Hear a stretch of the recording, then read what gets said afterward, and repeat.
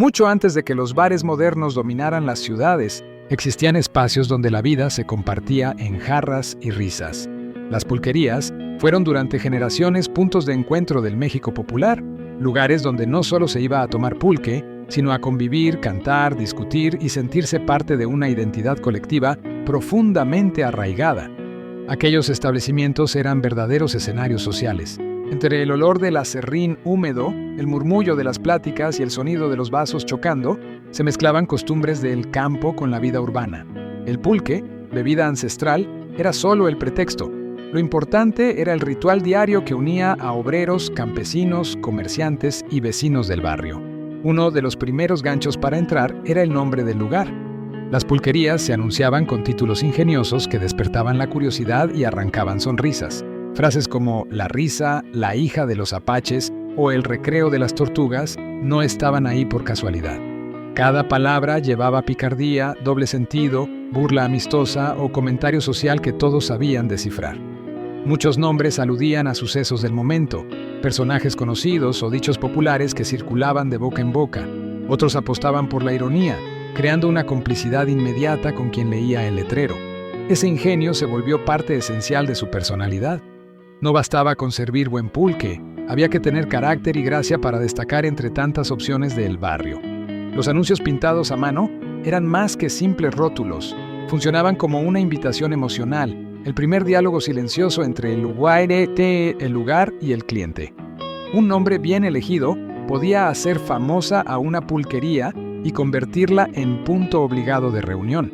El lenguaje se transformaba en arte popular, uniendo la tradición oral con la creatividad visual. Al cruzar la puerta, la experiencia continuaba. Entrar a una pulquería era como pasar a una galería improvisada. Las paredes estaban cubiertas de murales llenos de vida, escenas rurales, magueyes imponentes, santos protectores y personajes del día a día, todos pintados con colores intensos que parecían resistir el paso del tiempo. Los autores de estas obras casi nunca firmaban. Eran artistas anónimos que dejaban su huella para el disfrute colectivo. Así, la pulquería se consolidó como algo más que un negocio. Fue un espacio de expresión, convivencia y memoria. Un lugar donde cada letrero, cada mural y cada jarra contaban historias que ayudaron a definir la vida cotidiana del México popular. Quienes pintaban esos muros no solían llamarse artistas. Eran hombres y mujeres del barrio, gente común que tomaba el pincel por gusto, por costumbre o a cambio de unas jícaras espumosas. En cada línea dejaban algo propio, recuerdos del pueblo, imágenes aprendidas en casa, creencias heredadas y sueños sencillos. Aquellas pinturas no cumplían una función decorativa, eran mensajes cargados de sentido, símbolos que mezclaban fe, esperanza y celebración cotidiana. En esos espacios, la devoción convivía sin conflicto con la alegría. Un santo podía compartir pared con una escena de magüeyes, una virgen con músicos o campesinos. Para muchos parroquianos, esos murales representaban el primer encuentro con un arte cercano, uno que no exigía silencios ni vitrinas. El pueblo se veía reflejado ahí, sus oficios, su entorno, su manera de entender el mundo. Las paredes hablaban en un lenguaje que todos comprendían. Los colores intensos y las figuras sencillas transmitían un mensaje claro. La pulquería no era solo un sitio para beber, era un punto donde la cultura popular se mostraba sin filtros. Hoy, gran parte de esas obras se perdió bajo capas de pintura nueva o desapareció junto con los locales que las albergaban. Aún así, cada fotografía antigua y cada muro que logra sobrevivir funcionan como ventanas al pasado, recordándonos que esas paredes fueron cronistas silenciosas de una época. Más allá de sus murales, las pulquerías eran auténticos centros de reunión. Ahí coincidían campesinos recién llegados del campo, obreros cansados de la fábrica, músicos ambulantes con la guitarra al hombro y hasta personajes influyentes que buscaban escuchar lo que se decía en la calle. No importaba el origen ni la posición social, todos bebían del mismo pulque y compartían la misma mesa. En un país donde las diferencias sociales eran evidentes, la pulquería ofrecía un ambiente cercano y horizontal. Se intercambiaban noticias, se cerraban acuerdos de palabra, se contaban anécdotas y se creaban lazos de apoyo mutuo. Era un espacio donde se hablaba sin formalidades, donde la vida se expresaba con franqueza y sin miedo. La música improvisada surgía en cualquier momento. Entre risas, coplas y pláticas interminables, el reloj parecía perder importancia. Muchos no acudían solo por la bebida, sino por la sensación de pertenecer a un grupo que acogía sin preguntar. Así, la pulquería se convirtió en refugio, escenario y hogar compartido, un símbolo vivo de comunidad que todavía resuena en la memoria del México popular. Ese sentido de comunidad transformó a las pulquerías en verdaderos bastiones culturales, refugios donde la identidad popular se fortalecía día a día. No eran solo locales para beber, eran espacios que ayudaron a construir la memoria tanto de ciudades como de pueblos. Al recordarlas, no viene únicamente a la mente el sabor del pulque, sino esa cercanía humana que hoy parece tan rara. En cada mesa se ofrecía algo más profundo que un jarro lleno. Se ofrecía compañía, escucha y pertenencia. El pulque jamás llegaba solo. La experiencia se completaba con comida sencilla y abundante que hacía de la visita un pequeño banquete cotidiano. Cazuelas con mole espeso, frijoles bien sazonados, quesadillas de masa recién hecha, carnitas recién salidas del caso y tortillas calientes que se repartían sin medida. Comer ahí no era un privilegio, era parte natural del ritual, una extensión de la cocina del hogar llevada al espacio común. Los aromas lo envolvían todo. El vapor de los guisos se mezclaba con el perfume del maguey fermentado, creando un ambiente inconfundible. Cada bocado despertaba recuerdos familiares, sabores que remitían a la casa, a la infancia, a la mesa compartida. Beber y comer en la pulquería no solo calmaba el hambre, reforzaba los lazos entre quienes se sentaban juntos. Aquellas mesas rústicas recibían recetas transmitidas de generación en generación, preparadas con productos frescos del mercado, sin pretensiones ni adornos. Nadie buscaba refinamiento, se buscaba verdad. Y ahí estaba, en el maíz recién molido, en el picor del chile, en la suavidad del pulque acompañando la charla lenta y el descanso merecido. Cada comida se volvía un acto simbólico, un puente entre el pasado y el presente. La pulquería terminaba por sentirse como un hogar compartido, donde el sabor tenía el mismo peso que la risa y la conversación. Y al fondo, siempre presente, estaba el sonido. Guitarristas solitarios, tríos improvisados o cantores de paso llenaban el aire con corridos, boleros y sones que invitaban a quedarse un rato más. Las notas se colaban entre las mesas gastadas, mezclándose con las pláticas cruzadas y el choque constante de los tarros. No hacía falta tarima ni amplificación, todo nacía en el momento. El músico se abría paso entre la gente y tocaba como saliera del corazón. A veces recibía unas cuantas monedas, otras una carcajada y muchas veces una jícara bien servida como pago justo. Esa libertad convertía cada tarde en algo irrepetible, una función íntima donde nadie era espectador pasivo. Cuando sonaba un corrido animado o un son juguetón, el movimiento era natural. Alguno se levantaba, corría a una silla y comenzaba el baile sin pedir permiso. Los pasos eran simples pero cargados de intención. No había coreografías ni reglas, solo el ritmo compartido. La pulquería se volvía pista improvisada y coro al mismo tiempo, un espacio donde la alegría encontraba salida en el cuerpo. En esas jornadas musicales, el lugar parecía latir al mismo compás que la gente. La energía colectiva transformaba el ambiente, haciendo de la pulquería un refugio donde no solo se bebía o se cantaba, también se celebraba la vida desde lo más cotidiano. Ahí, tradición y fiesta caminaban juntas, sin separarse. Pero la emoción no terminaba en la música. En otro rincón, las mesas se convertían en campo de juego. Cartas, dominó y dados reunían a jugadores que apostaban más por la emoción que por el dinero. Las apuestas eran pequeñas, unas monedas, un platillo, quizá la siguiente ronda de pulque. Aún así, cada jugada se vivía con intensidad. Las risas estallaban con una buena mano y el silencio se apoderaba del grupo cuando la suerte parecía dar la espalda. Esos juegos unían y enfrentaban al mismo tiempo, alimentando historias que luego se contaban una y otra vez.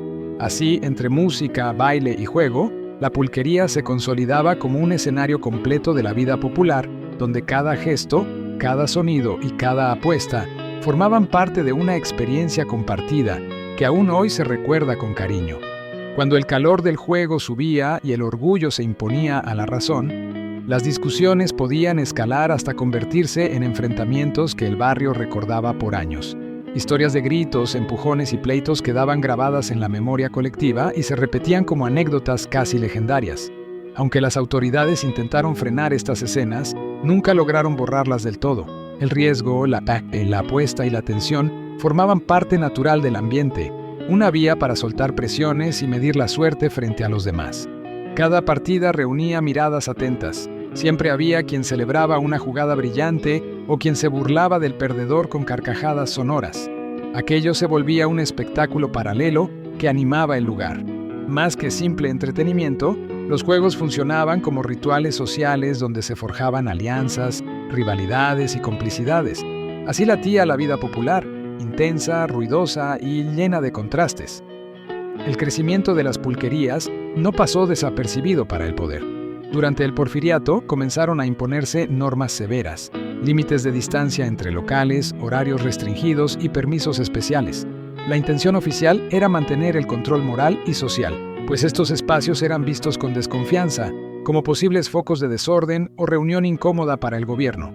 Sin embargo, la población no estaba dispuesta a renunciar a ellos. Las pulquerías formaban parte del día a día, de la economía barrial y de la identidad colectiva. Ante la presión, los propietarios respondieron con ingenio. Algunos habilitaron accesos discretos, otros instalaron puertas alternas o cuidaban los horarios con precisión. La creatividad popular resistía tanto como la vigilancia.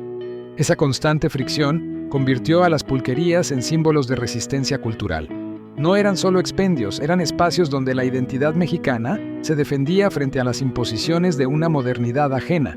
Cada jarra servida era también un acto de permanencia. Antes de su declive, el pulque vivió una etapa de esplendor.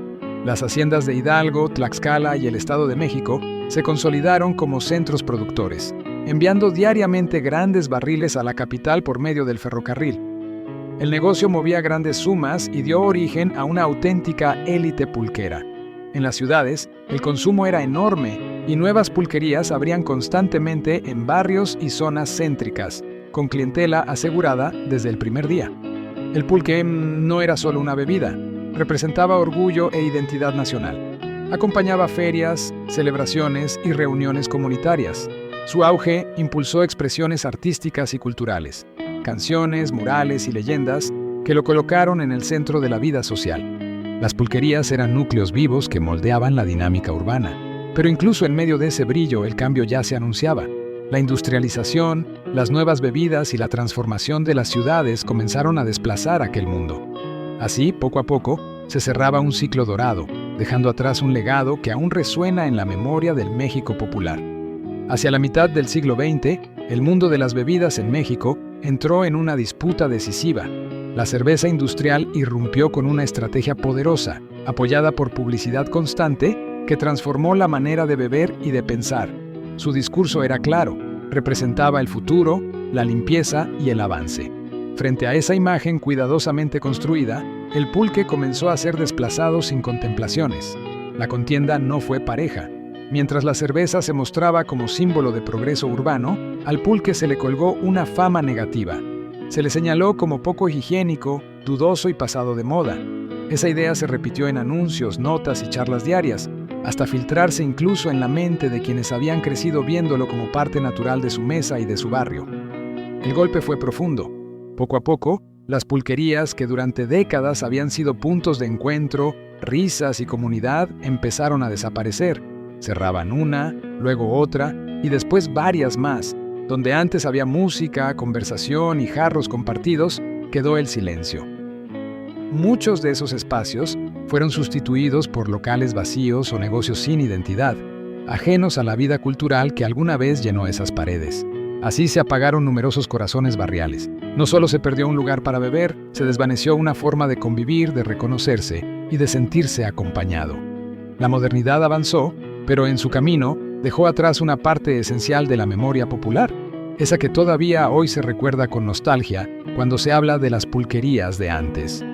Con cada pulquería que bajaba la cortina, también se desvanecían murales hechos a pulso, frases ingeniosas y memorias compartidas que habían acompañado a familias enteras.